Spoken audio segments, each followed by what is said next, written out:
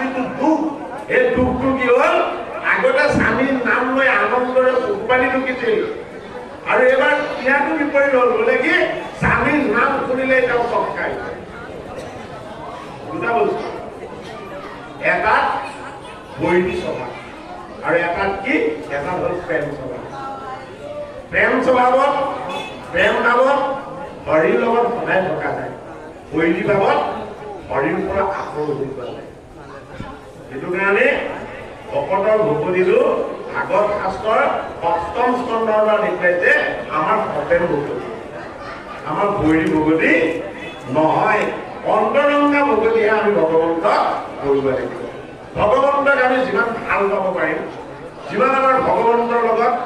আমি নিজকে নিকট বুলি আমি অনুভৱ কৰিব পাৰিম সিমানে আমাৰ ভকতি কি হ'ব সময় ভকতিটোক আমি কি কৰিব লাগিব ৰসময় ভকতি কৰি ল'ব পাৰিব লাগিব কেনেকে হ'ব হে ৰাম কৃষ্ণ ৰাম হৰি ৰাম